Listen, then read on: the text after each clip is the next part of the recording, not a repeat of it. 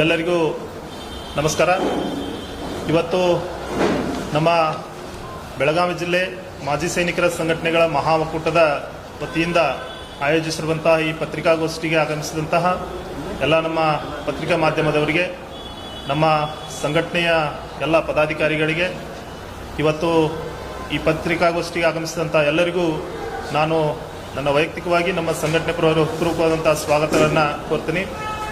ಇವತ್ತು ನಾವು ಈ ಒಂದು ಮಹತ್ವದ ಪತ್ರಿಕಾಗೋಷ್ಠಿಯನ್ನು ಆಯೋಜಿಸಲು ಕಾರಣ ಏನಂತಂದರೆ, ಕಳೆದ ಮೇ 14ರಂದು ಜಿಲ್ಲಾಡಳಿತ ಬೆಳಗಾವಿಯ ಶಿವಂ ಅಸೋಸಿಯೇಟ್ನ ಮೇಲೆ ಮಾಡಿದಂತಹ ದಾಳಿಯಲ್ಲಿ ಶಿವಂ ಅಸೋಸಿಯೇಟ್ನಲ್ಲಿ ಸಾಕಷ್ಟು ಜನ ತಮ್ಮ ಹಣವನ್ನು ಹೂಡಿಕೆ ಮಾಡಿದ್ದಾರೆ ಅನ್ನುವಂತಹ ಒಂದು ವಿಷಯ ಮಾಧ್ಯಮಗಳ ಮೂಲಕ ನಮಗೆ ಗೊತ್ತಾಗಿದ್ದು, ಈ ಒಂದು ಪ್ರಕರಣದಲ್ಲಿ ನಮ್ಮ ಮಾಜಿ ಸೈನಿಕರು ಸಾಕಷ್ಟು ಸಂಖ್ಯೆಯಲ್ಲಿ ತಮ್ಮ ಹಣವನ್ನು ಹೂಡಿಕೆ ಮಾಡಿದ್ದಾರೆ ಅನ್ನುವಂಥ ವಿಷಯ ನಮಗೆ ಗೊತ್ತಾಗಿದೆ.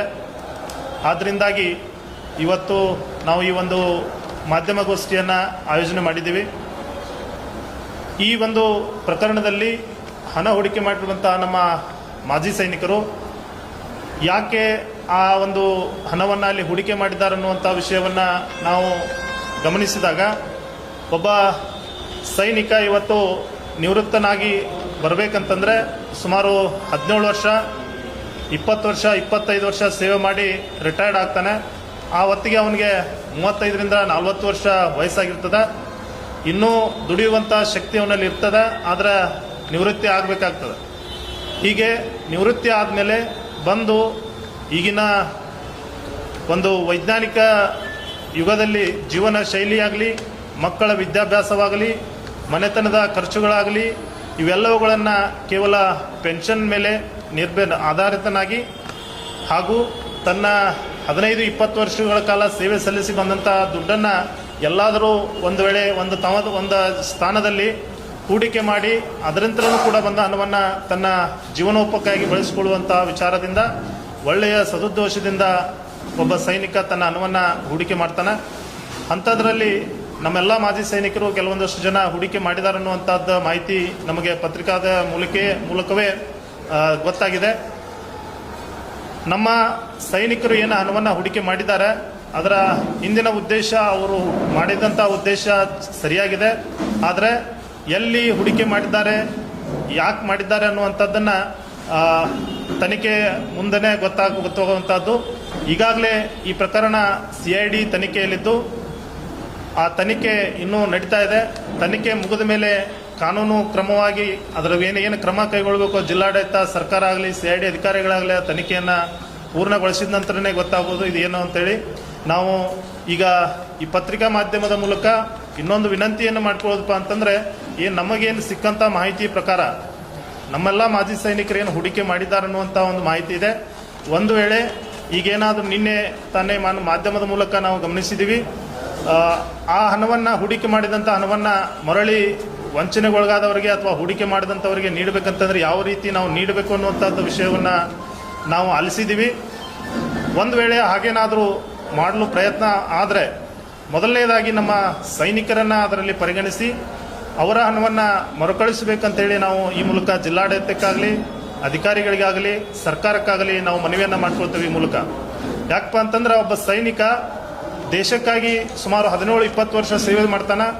ಬಂದು ದೇಶದ ವಿವಿಧ ಭಾಗಗಳಲ್ಲಿ ಭಿನ್ನ ಭಿನ್ನ ಪರಿಸ್ಥಿತಿಗಳಲ್ಲಿ ತನ್ನ ಬೆವರ ಹನಿಯನ್ನಷ್ಟೇ ಅಲ್ಲದೆ ತನ್ನ ರಕ್ತದ ಕಣಕಣಗಳನ್ನು ಅಲ್ಲಿ ಸಮರ್ಪಣೆ ಮಾಡಿ ದೇಶಕ್ಕಾಗಿ ಸೇವೆ ಸಲ್ಲಿಸಿ ಬಂದು ತನ್ನ ಜೀವನೋಪಾಯಕ್ಕಾಗಿ ಮುಂದಿನ 35-40 ವರ್ಷಕ್ಕೆ ಏನು ರಿಟೈರ್ಡ್ ಬಂದ ಮೇಲೆ ಇನ್ನೂ ಕೂಡ ಸಾಕಷ್ಟು ಜೀವನ ಅವ್ರದ ಉಳಿದಿರ್ತದೆ. ಅದಕ್ಕಾಗಿ ಒಂದು ಪ್ಲಾನಿಂಗನ್ನು ಮಾಡಿ ಅವರು ಹಣವನ್ನು ಹೂಡಿಕೆ ಮಾಡಿರ್ತಾರೆ.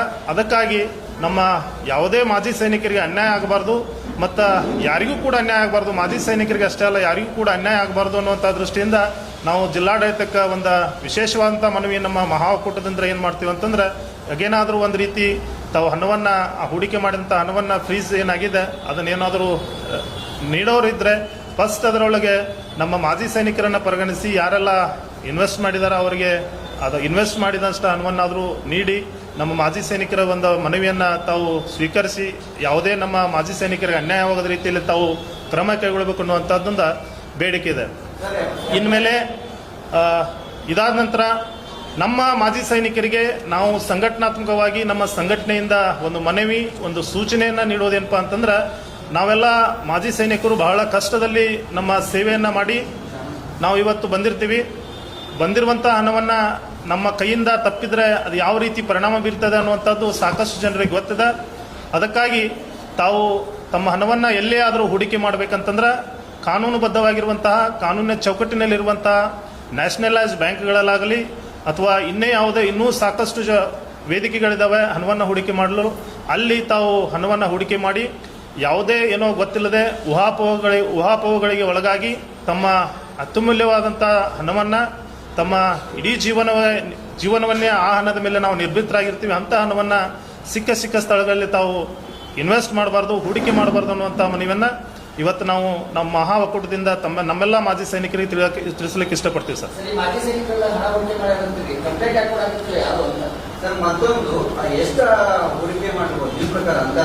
ಸರ್, ಇದ್ರ ಬಗ್ಗೆ ನಮಗೆ ಇನ್ನೂವರೆಗೂ ನಮಗೂ ಕೂಡ ನಾವು ಸಂಘಟನಾತ್ಮಕವಾಗಿ ಏನು ಇವತ್ತು ಪ್ರೆಸ್ ಮೀಟ್ ಮಾಡಿದ್ವಿ, ಇಲ್ಲಿವರೆಗೂ ನಮಗೆ ಯಾವುದೇ ಮಾಹಿತಿ ಇಲ್ಲ ಸರ್ ಇದ್ರ ಬಗ್ಗೆ. ನಮ್ಮ ಎಷ್ಟು ಜನ ಮಾಜಿ ಸೈನಿಕರು ಹೂಡಿಕೆ ಮಾಡಿದಾರೆ ಅನ್ನೋದು ಗೊತ್ತಿಲ್ಲ.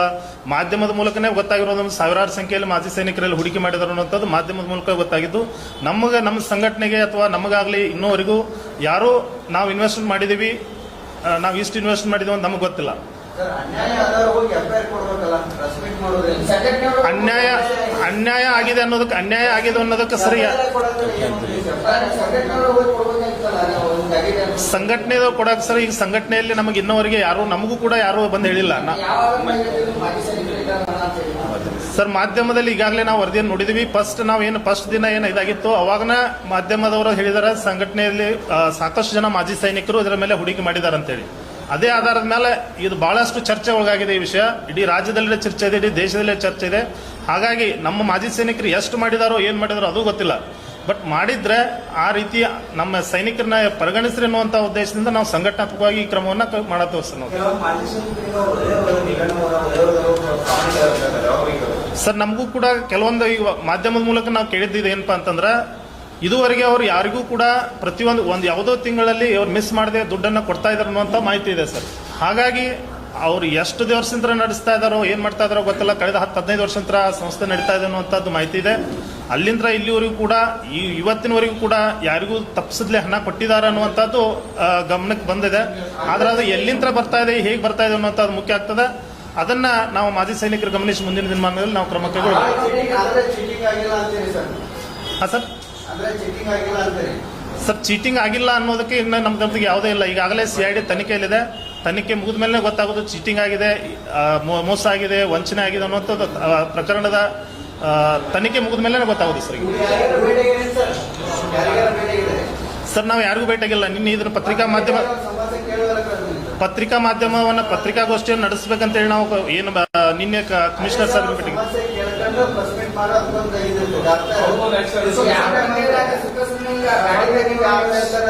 ಹಾಗಿಲ್ಲ ಸರ್. ಸುಖ ಸುಮ್ಮನೆ ಅಂತಿಲ್ಲ. ನಮಗೂ ಕೂಡ ಈಗ ಮಾಧ್ಯಮದ ಮುಖಾಂತರ ಗೊತ್ತಾಗಿರುವಂತಹ ವಿಷಯ, ಸಾಕಷ್ಟು ಜನ ಮಾಜಿ ಸೈನಿಕರಲ್ಲಿ ಭಾಗವಹಿಸ್ತಾರೆ ಅನ್ನುವಂಥದ್ದು.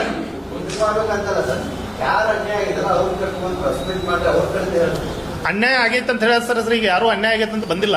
ಆದ್ರೆ ಇದರ ತನಿಖೆ ಆಗೋ ಮಟ್ಟ ಇದನ್ನು ಯಾರು ಏನ್ ಮಾಡಬಾರ್ದಂತ ಎಲ್ಲರೂ ಸುಮ್ಕದಾರ. ಮತ್ತೆ ಅವ್ರಿಗೆ ಸರಿಯಾಗಿ ದುಡ್ಡು ಕೊಡ್ತಾ ಇದಾರೆ ಅನ್ನುವಂಥ ಮಾಹಿತಿ ಇದೆ ಸರ್. ಇಲ್ಲಿವರೆಗೂ ಸರಿಯಾಗಿ ದುಡ್ಡು ಕೊಡ್ತಾ ಇದಾರೆ ಅನ್ನೋ ಮಾಹಿತಿ ಇದೆ. ಯಾರೂ ಪ್ರಕರಣ ದಾಖಲಿಸಿ ಮಾಡಿಲ್ಲ ಅನ್ನುವಂಥದ್ದು ಎಲ್ಲರಿಗೂ ಗೊತ್ತಿದೆ. ಅದು ತಮಗೂ ಗೊತ್ತು, ನಮಗೂ ಗೊತ್ತು.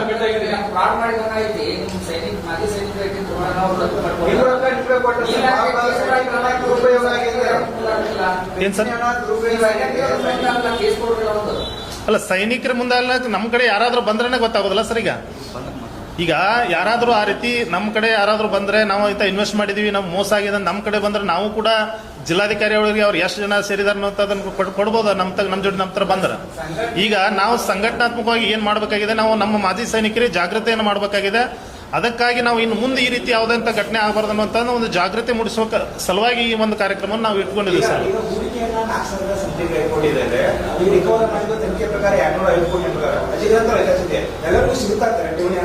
ಸರ್, ಅದು ಈಗ ತನಿಖೆ ಮುಗಿದ ಮೇಲೆ ಅದರ ಏನ ಅಧಿಕಾರಿಗಳು ಅದಕ್ಕೆ ಏನ ಆಯೋಜನೆಗೊಂಡಿದ್ದಾರೆ ಅವ್ರ ಮೂಲಕನೇ ಗೊತ್ತಾಗೋದು ಸರ್. ಇದು ನಮಗೆ ಗೊತ್ತಾಗೋದಿಲ್ಲ. ಸೊ ನಿಮ್ಮನ್ನ ಯಾರೋ ಒಬ್ರು ಈಸಿಯಾಗಿ ಲಾಭದ ಆಶೆ ತೋರಿಸಿ ಅಮರ್ ಸರ್ ಹೌದು ಸರ್, ಈ ರೀತಿ ಪ್ರಕರಣಗಳು ಸಾಕಷ್ಟು ಆಗಿದಾವ. ಅದಕ್ಕೆ ಕಾರಣ ಏನಂತಂದ್ರೆ ಈಗ ಒಬ್ಬರ ಯಾವುದೇ ಒಂದು ಕಂಪ್ನಿಗಳಾಗಲಿ ಈ ರೀತಿ ಕಂಪ್ನಿಗಳು ಏನಾದ್ರು ಇರ್ತಾವ, ಅವ್ರ ಮಾಜಿ ಸೈನಿಕರನ್ನ ನಿವೃತ್ತಿ ಯಾರಾಗ್ತಾರೆ ಅವ್ರನ್ನ ಹುಡುಕ್ತವಂತ ಸನ್ನಿವೇಶ ಇದೆ. ಅದು ಯಾಕಪ್ಪ ಅಂತಂದ್ರೆ ಅವ್ರ ಹತ್ರ ಒಂದು ಏನೋ ಉಳಿತಾಯ ಮಾಡಿರುವಂಥ ಹಣ ಒಟ್ಟಿಗೆ ಬರ್ತಾ ಇರ್ತದ. ಆ ಹಣವನ್ನು ನಾವು ಕೂಡ ರಿಟೈರ್ಡ್ ಆಗೋದಕ್ಕಿಂತ ಮುಂಚಿತನೇ ಒಂದು ವರ್ಷಕ್ಕಿಂತ ಮುಂಚಿತ ನಾವು ಯೋಚನೆ ಮಾಡ್ತೀವಿ, ನಮಗೆ ಬರುವಂಥ ಹಣವನ್ನು ನಾವು ಎಲ್ಲಿ ಒಳ್ಳೆಯ ಸ್ಥಾನದಲ್ಲಿ ಹೂಡಿಕೆ ಮಾಡಬೇಕು, ನಮ್ಮ ಮುಂದಿನ ಜೀವನವನ್ನು ನಾವು ಯಾವ ರೀತಿ ಆ ಹಣದ ಮೇಲೆ ರೂಪಿಸ್ಕೊಳ್ಬೇಕು, ನಾವು ರಿಟೈರ್ಡ್ ಆದ ನಂತರ ಸರ್ಕಾರಿ ನೌಕರಿ ಸಿಗುತ್ತೋ ಇಲ್ಲೋ ಅನ್ನುವಂಥದ್ದು ಗೊತ್ತಿರೋದಿಲ್ಲ. ಕೇವಲ 8-10 ಸಾವಿರ ರೂಪಾಯಿಗಳಿಗಾಗಿ ನಾವು ಇವತ್ತು ಸೆಕ್ಯೂರಿಟಿ ಗಾರ್ಡ್ಗಳಲ್ಲಿ ಇನ್ನಿತರ ಪ್ರೈವೇಟ್ ಸೆಕ್ಟರ್ಗಳಲ್ಲಿ ನಮ್ಮ ಮಾಜಿ ಸೈನಿಕರು ಇವತ್ತು ಸೇವೆಯನ್ನು ಮಾಡ್ತಿರ್ತಾರೆ.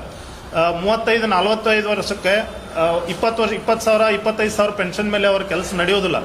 ಹಾಗಾಗಿ ಬಂದಿರುವಂಥ ಹಣ ವೇಸ್ಟ್ ಆಗಬಾರ್ದು, ಅದರಿಂದ ನಾವು ನಮ್ಮ ಜೀವನೋಪಾಯವನ್ನು ಮಾಡೋಣ ಅನ್ನುವಂಥ ಒಂದು ದೃಷ್ಟಿಯಿಂದ ನಮ್ಮ ಮಾಜಿ ಸೈನಿಕರು ಹೂಡಿಕೆ ಮಾಡ್ತಾರೆ. ಆದರೆ ಹೂಡಿಕೆ ಮಾಡೋಕ್ಕಿಂತ ಮುಂಚಿತವಾಗಿ ಅದನ್ನೇ ಹೇಳಿದೆ ಸರ್, ನಮ್ಮ ಮಾಜಿ ಸೈನಿಕರು ಇದ್ರಂತ ಜಾಗೃತರಾಗಬೇಕು.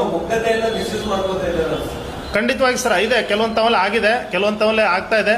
ಅದೆಲ್ಲ ಆಗಬಾರ್ದು ಅನ್ನುವಂಥದ್ದು ಹಿತದೃಷ್ಟಿಯಿಂದಲೇ ನಾವು ಇವತ್ತು ಈ ಪತ್ರಿಕಾಗೋಷ್ಠಿಯನ್ನು ಮಾಡಿದ್ದೀವಿ. ಮುಖ್ಯವಾಗಿ ಇದು ನಮ್ಮ ಮಾಜಿ ಸೈನಿಕರಿಗೆ ಮೂಲಕ ನಾವೇನು ಹೇಳ್ತೀವಿ, ತಮ್ಮ ಹಣವನ್ನು ತಾವೇನಾದರೂ ಮುಂದಿನ ದಿನಮಾನಗಳಲ್ಲಿ ತಾವು ಹೂಡಿಕೆ ಮಾಡೋರಿದ್ರೆ ನ್ಯಾಷನಲೈಸ್ ಬ್ಯಾಂಕ್ಗಳಲ್ಲಿ ಅಥವಾ ಇನ್ನಿತರ ಕಾನೂನುಬದ್ಧವಾದ ಚೌಕಟ್ಟಿನಲ್ಲಿರುವಂಥ ಸಂಸ್ಥೆಗಳಲ್ಲಿ ತಾವು ಹಣವನ್ನು ಹೂಡಿಕೆ ಮಾಡಿ ತಮ್ಮ ಹಣಕ್ಕೆ ತೊಂದರೆ ಆಗೋ ರೀತಿ ತಾವು ಇಟ್ಕೋಬೇಕಂತೇಳಿ ನಾವು ಮಾಧ್ಯಮದ ಮೂಲಕ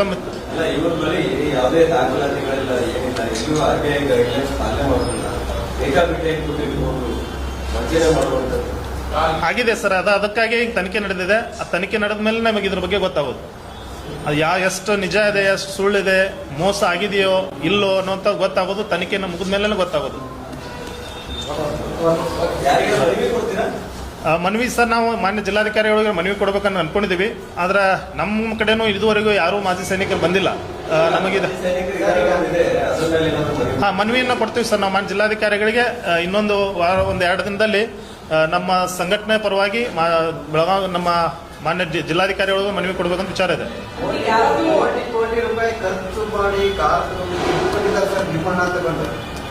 ಸರ್ ಅದ್ರ ಬಗ್ಗೆ ತನಿಖೆ ನಡೀತಾ ಇದೆ. ಅದು ಕೊಟ್ಟದ್ದು ನಿಜಾನೋ ಸುಳ್ಳು ಗೊತ್ತಿಲ್ಲ.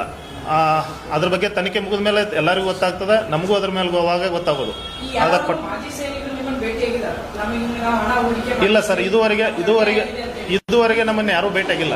ಆದರೆ ಈ ವಿಷಯ ಏನು ಬಹಳಷ್ಟು ಚರ್ಚೆಯಲ್ಲಿರೋದ್ರಿಂದ ನಾವು ನಮ್ಮ ಸೈನಿಕರನ್ನ ಇನ್ನು ಮುಂದೆ ಆದರೂ ಜಾಗೃತಿಗೊಳಿಸೋಣ ಉದ್ದೇಶದಿಂದ ನಾವು ಪ್ರೆಸ್ ಮೀಟ್ ಮಾಡಿದ್ವಿ. ಹೊರತಾಗಿ ಅದು ಮಾಡಿದ್ದು ತಪ್ಪು, ನಮ್ಮ ಮಾಜಿ ಸೈನಿಕರು ಮಾಡಿದ ತಪ್ಪು, ಪರ ವಿರೋಧ ಯಾವುದೂ ಇಲ್ಲ. ಇಲ್ಲಿ ಯಾರೂ ಭೇಟಿಯಾಗಿಲ್ಲ ಸರ್. ಓಕೆ ಸರ್, ಧನ್ಯವಾದ ಸರ್. ಅಲ್ಲೇ